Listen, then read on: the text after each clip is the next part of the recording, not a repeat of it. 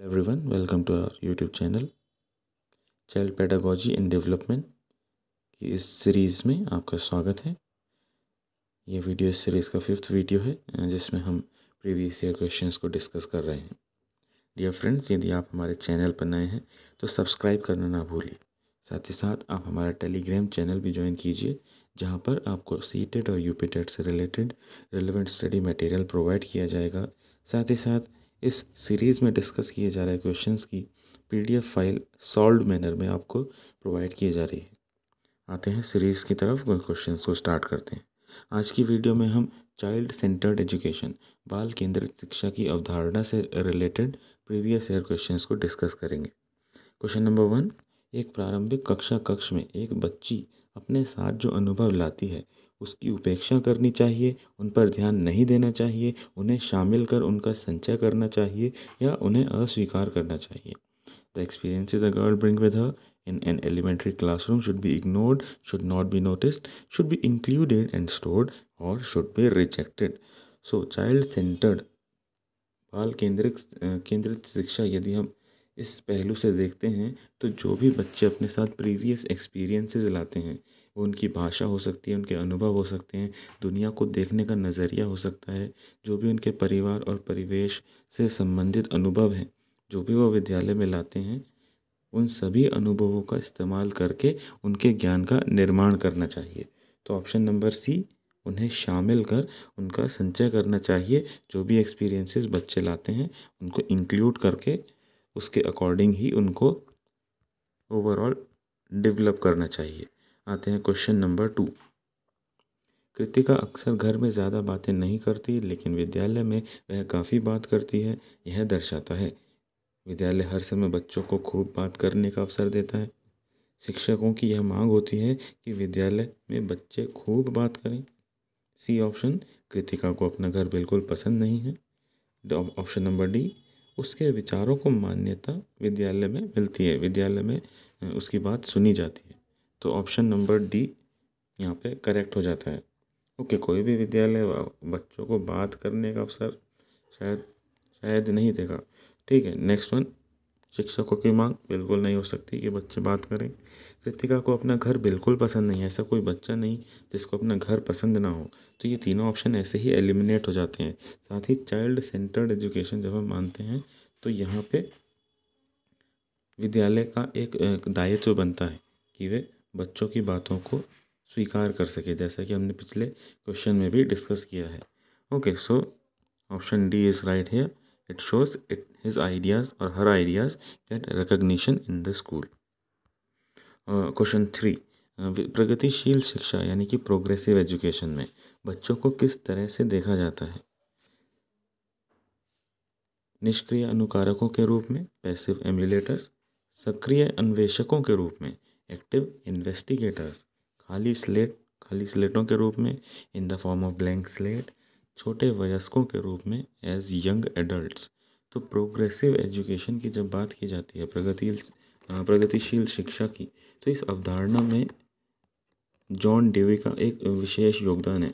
Okay, सो John Dewey ने इस particular concept को आगे बढ़ाया था और प्रगतिशील शिक्षा की जो ये थिंकिंग है, इसके अनुसार शिक्षा का एकमात्र उद्देश्य क्या होता है? ये होता है सिर्फ और सिर्फ बालकों की शक्तियों का विकास करना। प्रगतिशील शिक्षा के संदर्भ में जो बच्चों के इंडिविजुअल डिफरेंसेस होते हैं, वैयक्तिक भिन्नताएं होती हैं, उन सभी को स्वीकार किया जाता है और साथ ही साथ सभी को स्वीकार करते हुए एक ऐसा शिक्षण व्यवहार, एक ऐसा वातावरण का निर्माण किया जाता है जिसमें प्रत्येक विद्यार्थी अपनी योग्यता और क्षमता के अनुसार अपना विकास कर सके। ओके, तो यहाँ पे हर एक स्टूडेंट को क्या समझा जाएगा?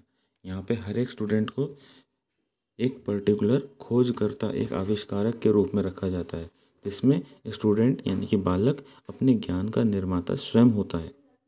वो निष्क्रिय जानकारी को प्राप्त करता है, लेकिन सक्रिय रूप से अपने अनुभवों और पूर्व ज्ञान के आधार पर एक नए नॉलेज का निर्माण करता है। प्रीवियस नॉलेज और जो एक शिक्षक क्लास में, कक्षा में उसको पढ़ा रहा है, उन सभी के आधार पर एक स्टूडेंट क्या करता है? एक सक्रिय अन्वेषकों के रूप में वहाँ पे भूमिका निभाता है। So option B, as active investigators, children are viewed as active investigators in progressive education. Option B is the correct. प्रगतिशील शिक्षा में बच्चों को सक्रिय अन्वेषकों की भूमिका में देखा जाता है। शिक्षक का रोल सिर्फ एक सुगमकर्ता, एक सहायक, एक मार्गदर्शक का होता है। छात्रों, बच्चों का रोल सक्रिय अन्वेषकों का होता है। और क्वेश्चन नंबर 4, निम्नलिखित में से कौन सा प्रगतिशील शिक्षा की अवधारणा के बारे में प्रमुख है? प्रत्येक बच्चे की क्षमता एवं संभावना, मानक निर्देश एवं मूल्यांकन, बाह्य प्रेरणा एक्सटेंसिव मोटिवेशन, और एक रूप मूल्यांकन यूनिफॉर्म एवेल्युएशन, या फिर पाठ्य पुस्तक केंद्रित अधिगम।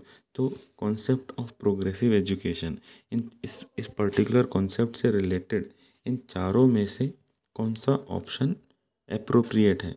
तो यहाँ पर जब भी हम प्रगतिशील शिक्षा की बात करेंगे तो ये प्रगतिशील शिक्षा छात्र के डेवलपमेंट से रिलेटेड है, और छात्र के विकास से संबंधित जो भी थ्योरी आएगी वो हमेशा बाल केंद्रित होगी। तो प्रत्येक बच्चे की क्षमता और संभावना में विश्वास करना, ये इस पर्टिकुलर थ्योरी का कॉन्सेप्ट है।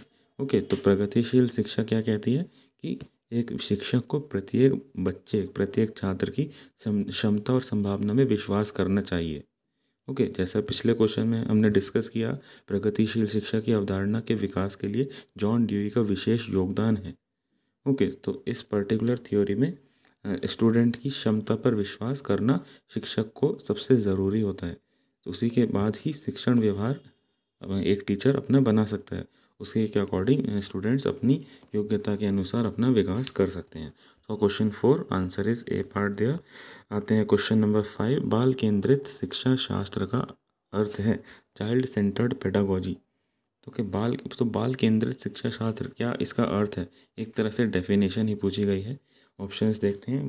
बच्चों के अनुभवों, उनकी आवाज़ों को प्रमुखता देना, शिक्षक द्वारा बच्चों को आदेश देना कि क्या किया जाना है, निर्धारित सूचना का अनुसरण करने में बच्चों को सक्षम शिक्षा बनाना, कक्षा में सारी बातें सीखने के लिए शिक्षक के आगे आगे होना।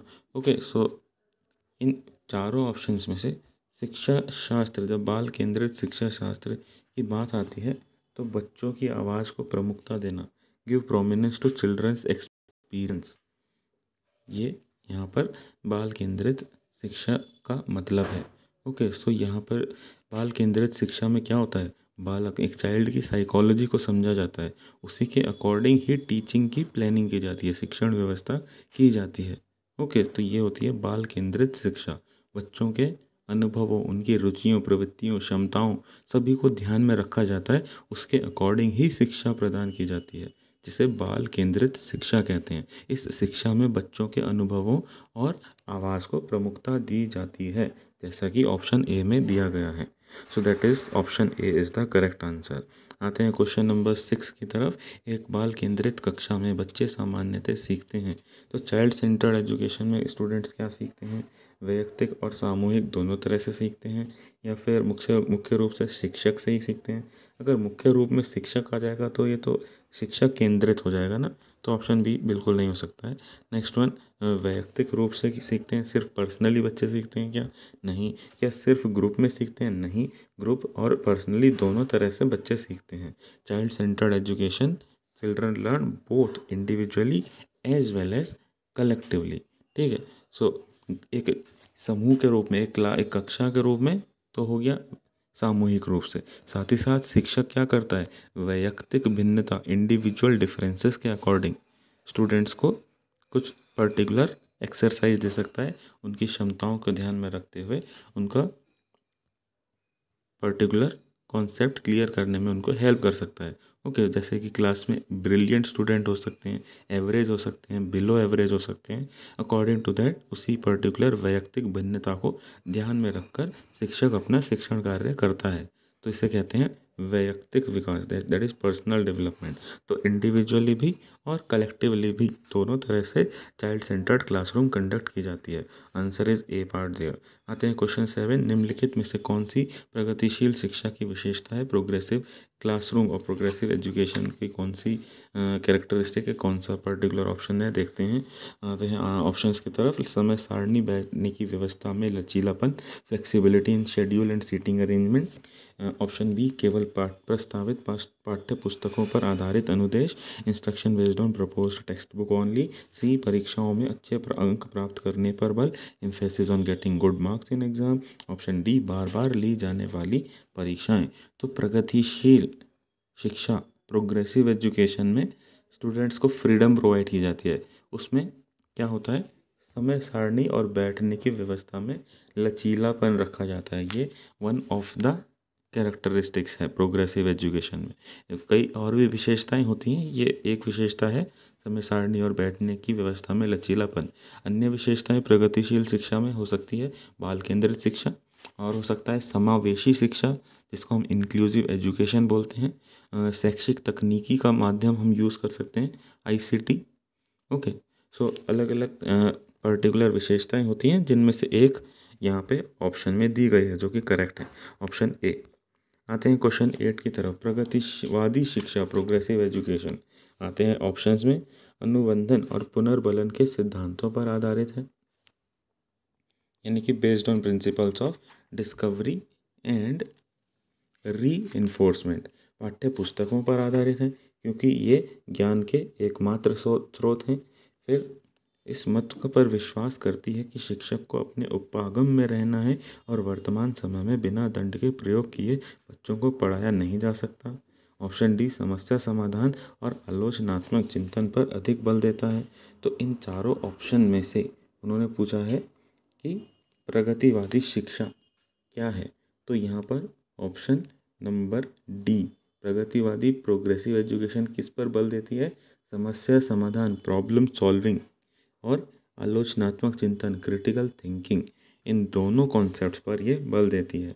प्रगतिवादी शिक्षा समस्या समाधान और आलोचनात्मक चिंतन पर अधिक बल देती है। क्यों देती है? क्योंकि इससे क्या होगा, बच्चे सक्रिय रूप से क्रियाशील हो जाएंगे और उसके रिजल्ट में क्या होगा, अधिगम प्रक्रिया में भाग लेंगे, वो कुछ सीख सकते हैं। ओके, अभी पिछले कुछ क्वेश्चंस में ही हमने देखा था कि बच्चे किस रोल में होते हैं, सक्रिय अन्वेषकों, एक्टिव इन्वेस्टिगेटर होते हैं। तो वो इसी वजह से बन पाते हैं क्योंकि हम उनको किस पर्टिकुलर परिप्रेक्ष्य में पढ़ा रहे हैं, उनको हम प्रॉब्लम सॉल्विंग का मौका देते हैं, क्रिटिकल थिंकिंग का मौका देते हैं प्रोग्रेसिव एजुकेशन में। Okay, so answer is D there. Question number 9, प्रगतिशील शिक्षा के संदर्भ में समान शैक्षिक अवसर से अभिप्राय है। इक्वल एजुकेशनल अपॉर्चुनिटी का मतलब क्या है?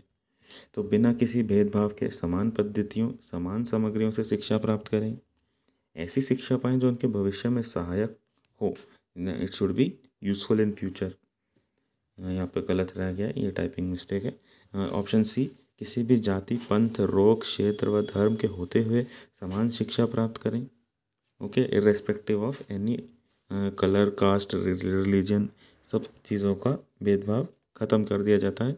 आते हैं नेक्स्ट, समान शिक्षा पाने के बाद अपनी क्षमताओं का विकास कर सकें। तो जब हम यहाँ पे क्वेश्चन देखते हैं तो क्वेश्चन में पूछा क्या गया है कि प्रगतिशील शिक्षा में समान शैक्षिक अवसर। जब हम समान शैक्षिक अवसरों की बात करते हैं तो यहाँ पर ऑप्शन बी, जिसमें कहा गया है कि छात्र ऐसी शिक्षा पाएं जो अनुकूलतम हो। अनुकूलतम मतलब उनके प्रीवियस एक्सपीरियंस के अकॉर्डिंग हो, जिसके बेसिस पर छात्र कुछ नया सीख पाएं, साथ ही साथ उनके भविष्य के कार्यों में भी वो शिक्षा सहायक हो सके। ठीक है, तो ऐसी शिक्षा को ही हम प्रगतिशील शिक्षा के समान शैक्षिक अवसर मान सकते हैं। ओके, ऐसा नहीं होना चाहिए कि एक सेट ऑफ स्टूडेंट्स को उस शिक्षा से फ़ायदा हुआ, अपने जीवन में उसका उपयोग कर पाए, अन्य छात्र उसका उपयोग नहीं कर पाए, तो फिर वहाँ पे समान शैक्षिक अवसर हम नहीं मान सकते हैं। ठीक है, तो सभी छात्र ऐसी शिक्षा प्राप्त करें जो उनके लिए अनुकूलतम हो, साथ ही साथ उनके भविष्य के कार्यों में भी सहायक हो। इसे कहा जाएगा प्रगतिशील शिक्षा के संदर्भ में समान शैक्षिक अवसर। क्वेश्चन नंबर 10, निम्नलिखित में से कौन सी स्थिति बाल केंद्रित कक्षा कक्ष को प्रदर्शित करती है? Which condition represents a child centred classroom? Okay, अब चाइल्ड सेंटर्ड क्लासरूम किसको कहा जाएगा? 4 ऑप्शंस दिए गए हैं। ऐसी क्लास जिसमें शिक्षिका एक नोट्स लिखा देती है और शिक्षार्थियों से उन्हें याद करने को कहा जाता है। टीचर ने नोट्स, क्वेश्चन आंसर्स वगैरह करा दिए और स्टूडेंट से कहा याद करने के लिए। ऑप्शन बी, एक कक्षा जिसमें पाठ्य पुस्तक एकमात्र संसाधन है, सिर्फ टेक्स्ट बुक को रेफ़र किया जा रहा है। ऐसी कक्षा जिसमें शिक्षार्थी समूह में बैठे हैं और शिक्षिका बारी बारी से प्रत्येक समूह में जा रही है। और ऑप्शन डी, ऐसी कक्षा जिसमें शिक्षार्थियों का व्यवहार शिक्षिका द्वारा दिए जाने वाले पुरस्कार और दंड द्वारा संचालित है। ओके, पनिशमेंट और रिवार्ड पर कोई क्लासरूम बेस्ड है तो क्या उसे चाइल्ड सेंटर्ड कहा जाएगा? नहीं, बल्कि ऐसी क्लासरूम जो कि ग्रुप्स में डिवाइड की गई है और स्टूडेंट्स को क्या क्या मौका दिया जा रहा है? प्रोग्रेसिव एजुकेशन के अकॉर्डिंग प्रॉब्लम सॉल्विंग और क्रिटिकल थिंकिंग का। और टीचर क्या कर रही है? Teacher is going to each group in turn. शिक्षिका बारी बारी से प्रत्येक समूह में जा कर के छात्रों की गतिविधियों को इनको इवेल्युएट कर रही है। Okay, so option C is the correct answer there. आते हैं क्वेश्चन नंबर 11, प्राथमिक विद्यालय के कक्ष क्लासरूम के संदर्भ में सक्रियबद्धता मतलब एक्टिविज़म का क्या अर्थ है? तो प्राइमरी क्लासरूम में एक्टिविज़म मतलब बच्चे किस तरह से एक्टिव रह सकते हैं? याद करने से, प्रत्यास्मरण और सुनाना, फिर शिक्षक का अनुकरण और नकल करना, जांच पड़ताल करना, प्रश्न पूछना, वाद विवाद करना, शिक्षक द्वारा दिए गए उत्तरों को नकल करना। तो एक्टिविज़म किसको कहा जाएगा? ऑप्शन नंबर सी, यदि छात्रों को जांच पड़ताल करना, प्रश्न पूछने और वाद विवाद करने का मौका दिया जाए तो इसे कक्षा कक्ष के संदर्भ में सक्रिय बद्धता कहा जाएगा। Okay, so that is the answer here. इसमें शिक्षक द्वारा दिए गए कार्यों में क्रमबद्धता होती है, कार्यों की एक पर्टिकुलर फ्लो बना रहता है, ठीक है। और स्टूडेंट क्या करते हैं? तो वो इन्वेस्टिगेट करते हैं, क्वेश्चंस पूछते हैं, डिबेट, आपस में वाद विवाद करते हैं एक पर्टिकुलर टॉपिक पे। तो इससे क्या होता है? उनका जो लर्निंग प्रोसेस होता है वो ईजिली हो जाता है, अधिगम कार्य सुगमतापूर्वक पूरा हो जाता है। तो option number C is the answer है। क्वेश्चन 12, प्रगतिशील शिक्षा निम्नलिखित में से किस कथन से संबंधित है? प्रोग्रेसिव एजुकेशन से ही रिलेटेड क्वेश्चन है। तो शिक्षक सूचना और प्राधिकार के प्रवर्तक होते हैं। Teachers are originators of information and authority. ज्ञान प्रत्यक्ष अनुभव और सहयोग से उत्पन्न होता है। Knowledge arises from direct experience and collaboration. Option C, अधिगम तथ्यों के एकत्रीकरण और कौशल में प्रवीणता के साथ सीधे मार्ग पर चलता है। Learning follows a straight path with gathering of facts, proficiency in skill. Option D, परीक्षा मानदंड संदर्भित और बाह्य है। The examination is criterion refreshed and external. तो प्रोग्रेसिव एजुकेशन, प्रगतिशील शिक्षा से रिलेटेड कौन सा कथन यहाँ पर सत्य है? तो जब भी प्रगतिशील शिक्षा की बात की जाती है तो प्रगतिशील शिक्षा ज्ञान प्रत्यक्ष अनुभव, डायरेक्ट एक्सपीरियंस और सहयोग से उत्पन्न होता है। क्लियर? तो इससे जो भी एक्सपीरियंसेस, जो भी लर्निंग होते हैं, इस तरह से वो लंबे समय तक बने रहते हैं। जो भी हम डायरेक्ट एक्सपीरियंस से सीखते हैं, ऐसी चीज़ जो हमारे साथ घटित हो वो हमें ज़्यादा लंबे समय तक याद रहती है। तो प्रोग्रेसिव एजुकेशन किस पर्टिकुलर कॉन्सेप्ट पे ज़्यादा फोकस करती है? It focuses on direct experiences and collaboration and learning from them. ज्ञान प्रत्यक्ष अनुभव और सहयोग से अधिगम को उत्पन्न किया जाता है, ठीक है। तो यहाँ शिक्षा कैसे दी जाती है? करके सीखने के सिद्धांत पर आधारित होती है, ऐसे ही दी जाती है। सीखा हुआ अधिक समय तक या फिर हमेशा याद रहता है, इस पर्टिकुलर कॉन्सेप्ट पर ये बेस्ड होती है। Okay, answer of 12th is B now. Question 13, निम्नलिखित में से कौन सा एक बाल केंद्रित अधिगम का अभ्यास नहीं है? Which one is not a practice of child centred learning? Child centred learning में कौन सा नहीं पूछा गया है यहाँ पे?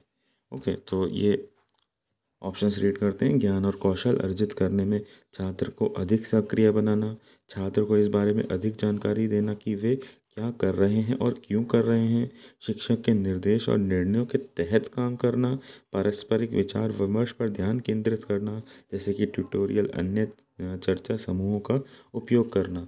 तो तीनों ही ऑप्शन ए, बी और डी हम छात्र पर फोकस कर रहे हैं। ओके, तो यहाँ पर छात्र को अधिक सक्रिय बनाया गया। ऑप्शन बी में हमने बात की गई छात्रों से को इसकी जानकारी दी गई कि वो क्या और क्यों कर रहे हैं, तो यहाँ पे भी छात्र पर ही फोकस है। ऑप्शन डी में पारस्परिक विचार विमर्श, ट्यूटोरियल, चर्चा समूह की बात हो रही है, तो यहाँ पर भी छात्र पर ही फोकस है। जबकि ऑप्शन सी में क्या है, शिक्षक के निर्देश और निर्णयों के तहत, तो ये बाल केंद्रित नहीं हुआ, शिक्षक केंद्रित हो जाएगा।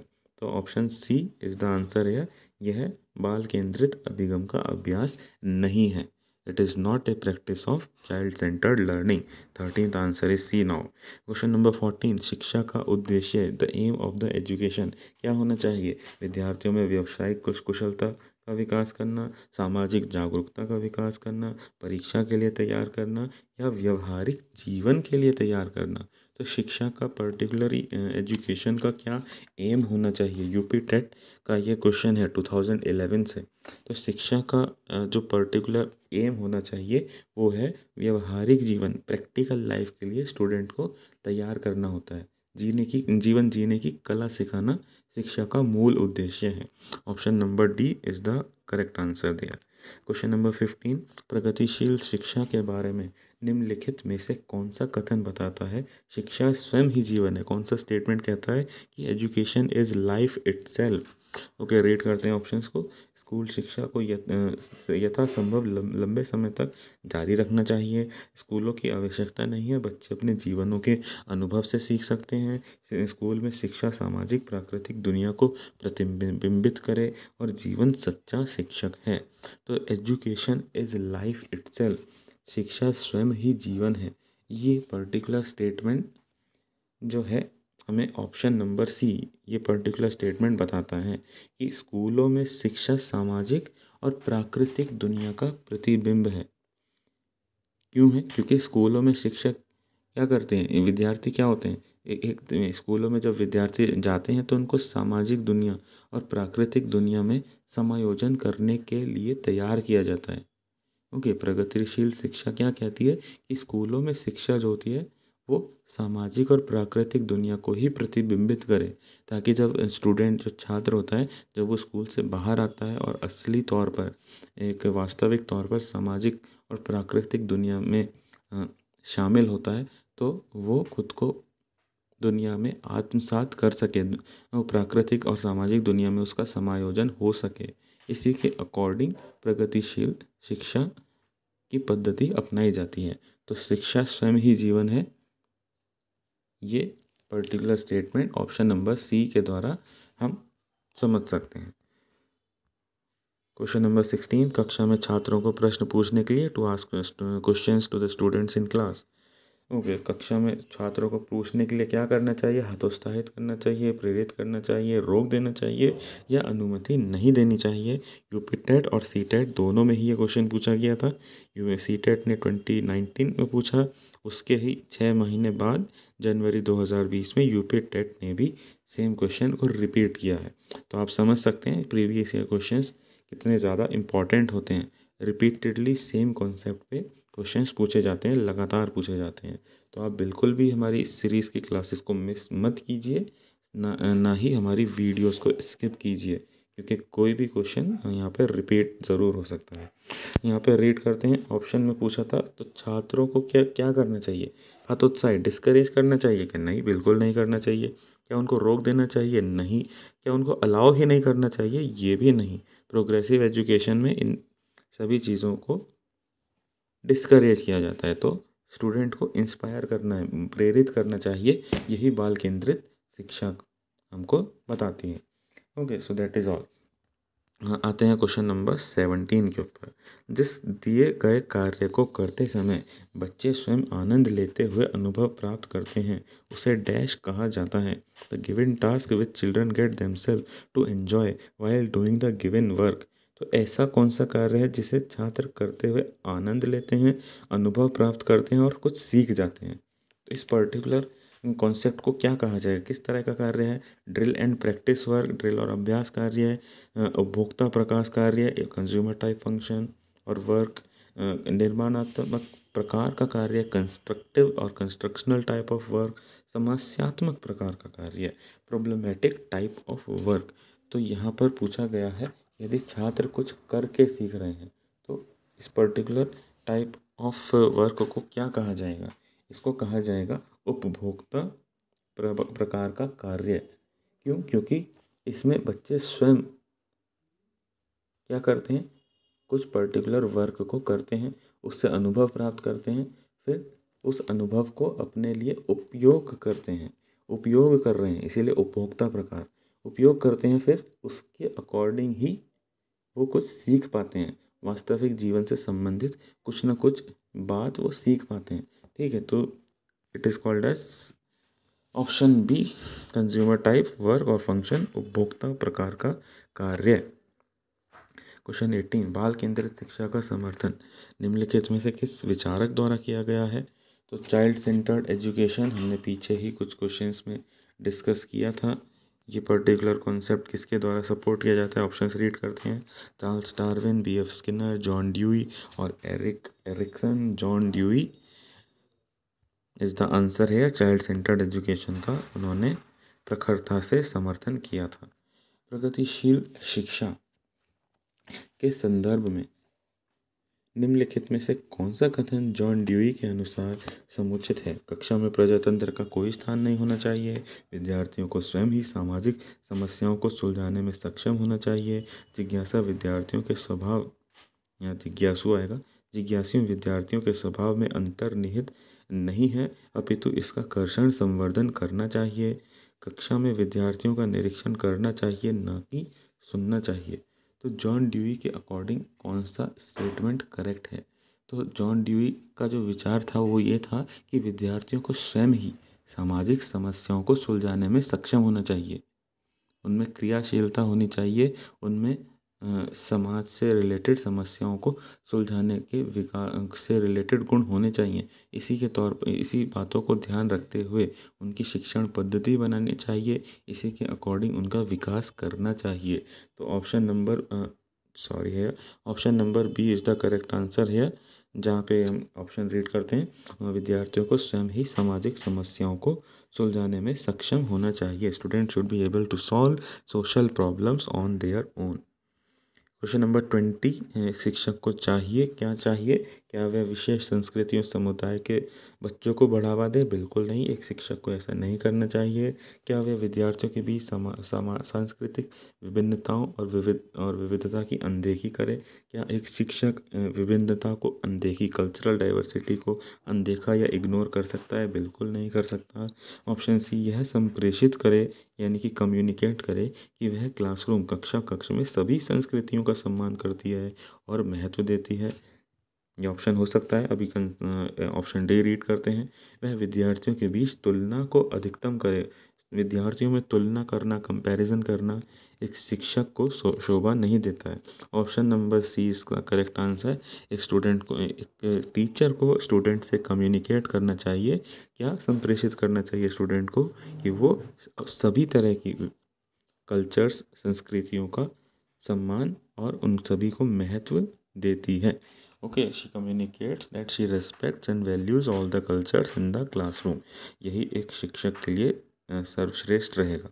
आते हैं क्वेश्चन 21, किसी प्रगतिशील कक्षा की व्यवस्था में शिक्षक एक ऐसे वातावरण को उपलब्ध कराकर अधिगम को सुगम बनाता है जो खोज को प्रोत्साहन देता है, नियामक है, समावेशन को हतोत्साहित करता है, आवृत्ति को बढ़ावा देता है। तो प्रोग्रेसिव क्लासरूम, टीचर शिक्षक अधिगम को कैसे फैसिलिटेट कर सकता है, सुगम आसान कैसे बना सकता है। जब वो खोज को प्रोत्साहन देगा, जब वो एक रेगुलेटर की भूमिका में होगा तो स्टूडेंट कुछ सीख नहीं पाएंगे, तो ये टीचर को नहीं करना चाहिए। जब वो इंक्लूजन को डिस्करेज करे, मतलब सभी तरह के बच्चों को एक एक्टिविटी में पार्टिसिपेट करने से हतोत्साहित कर दे, तो बच्चे यानी कि सभी बच्चे समान रूप से नहीं सीख पाएंगे। तो बी और सी ऑप्शन हमने एलिमिनेट कर दिए हैं। जब वो आवृत्ति को बढ़ावा दे, boost the frequency is given in the D part है। तो टीचर लर्निंग को फैसिलिटेट करने के लिए क्या कर सकता है, खोज को प्रोत्साहित कर सकता है, डिस्कवरी को एंकरेज कर सकता है। तो बच्चे एक्टिव इन्वेस्टिगेटर्स होते हैं, जैसे हम पिछले क्वेश्चन में देख चुके हैं। उसी के अकॉर्डिंग बच्चे कुछ ना कुछ नया सीख सकते हैं। आते हैं question 22। What should teacher focus in order to help learners acquire knowledge. शिक्षार्थियों के ज्ञान अर्जन में सहायता करने के क्रम में अध्यापकों को किस पर ध्यान करना चाहिए। सुनिश्चित करना चाहिए कि शिक्षार्थी सब कुछ याद करते हैं। ऑप्शन बी, शिक्षार्थी द्वारा प्राप्त किए गए अंकों ग्रेडों पर शिक्षक को ध्यान केंद्रित करना चाहिए। ऑप्शन सी, शिक्षार्थी को सक्रिय सहभागिता के लिए शामिल करना चाहिए। इंक्लूसिव एजुकेशन यही कहता है। ऑप्शन डी, शिक्षार्थी के द्वारा अधिगम की अवधारणाओं में कुशलता प्राप्त करना। तो एक टीचर को सबसे पहले किस बात पर ध्यान देना चाहिए कि लर्नर्स एक्वायर नॉलेज, कि छात्र ज्ञान अर्जन कर सकें। उसके लिए सभी छात्र तभी ज्ञान अर्जन कर पाएंगे जब उनकी सक्रिय सहभागिता हो सकेगी।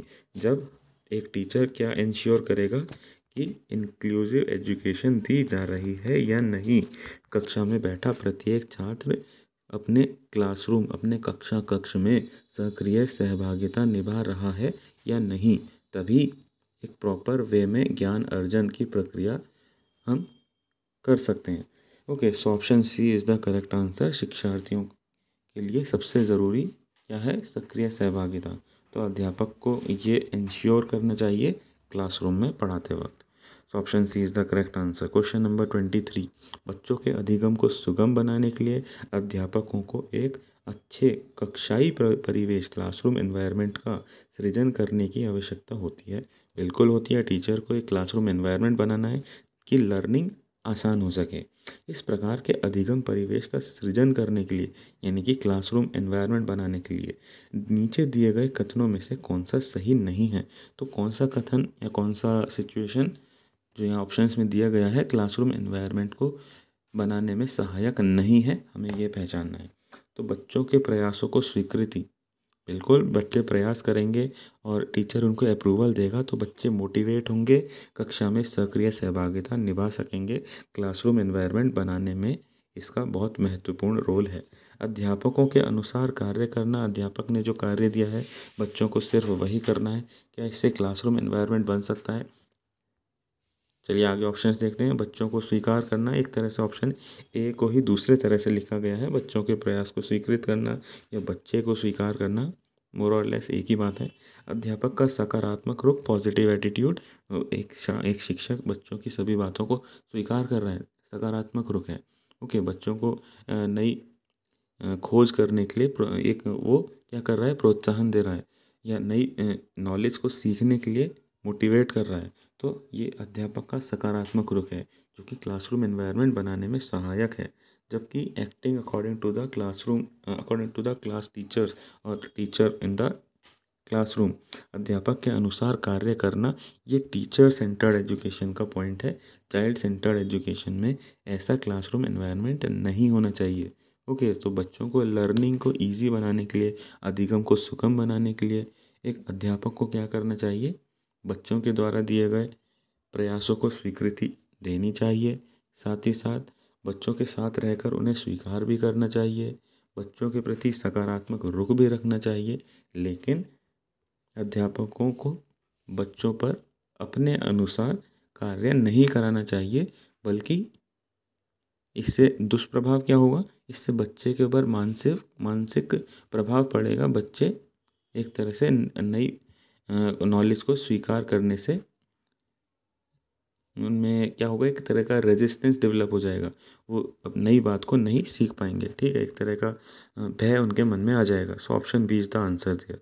आते हैं क्वेश्चन नंबर 24। बच्चों में ज्ञान की रचना करने, कंस्ट्रक्शन ऑफ द नॉलेज, और ये उनमें बहुत ज़्यादा एबिलिटी होती है। तो इस परिप्रेक्ष्य में शिक्षक की क्या भूमिका है? बच्चे क्रिएटिव होते हैं, they are having the ability to construct knowledge. लेकिन टीचर का क्या रोल है?